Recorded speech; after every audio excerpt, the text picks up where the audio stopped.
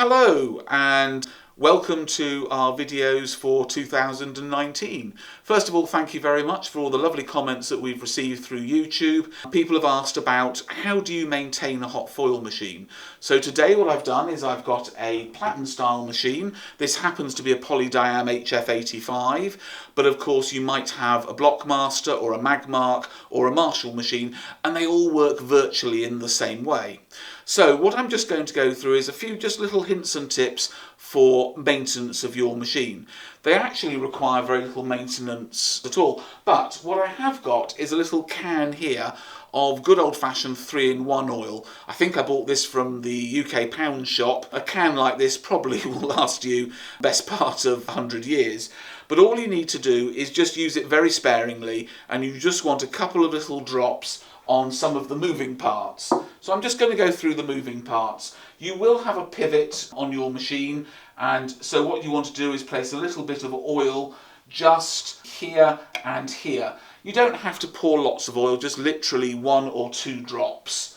Also, you will find on your foil feed that will require, again, 2 or 3 little drops just on that to lubricate it, and that should last you for a good length of time depending on how often you're using your machine. Finally, at the back of your machine where you have your pressure screws, you'll either have 4 pressure screws or some machines will have 5 pressure screws.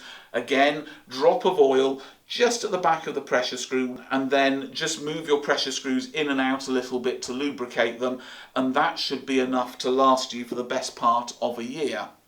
So what else would you need to regularly maintain on your machine? One of the things I come across quite often is people whose drive belts have perished. Now, a drive belt should last you approximately 5 to 10 years, or if they've been outside they may perish slightly longer.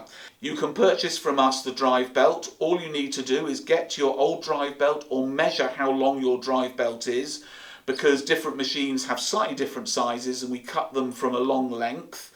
And then we will give you a little tiny pip, something that looks like this, or a connector, and that fits into the end of the drive belt, of which we'll put one in for you. And then when you get it to your machine, you need to put it around your rollers and then connect the two together.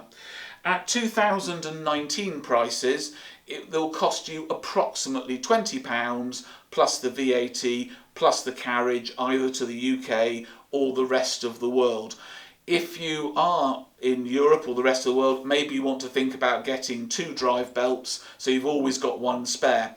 Yes, you can use an elastic band. Yes, I have seen people use string. Yes, it's a quick fix, but it won't last you forever. And do get the proper drive belt, and that would be ideal. Now, the machines are very robust, and occasionally you'll find either a control box or a heating element might go in your machine. Again, contact us. We can get hold of not all parts but most parts for you. How much will they cost? It does depend on the make, but allow yourself somewhere at 2019 prices, £80 to £100 plus the VAT and carriage for the heating element, and probably somewhere near £130, £150 for the control box if it goes wrong. Most can be fitted by any competent or reasonably good electrician. This is one of the many machines from the Kobo range, and we can also get spare parts for you for this style of machine. We do have to get them in directly from the Far East, so please allow a sensible amount of time for us to get the part for you. So that's really the end of today's video, and thank you very much for watching, and if we can be of help, please contact us either phone or through the website.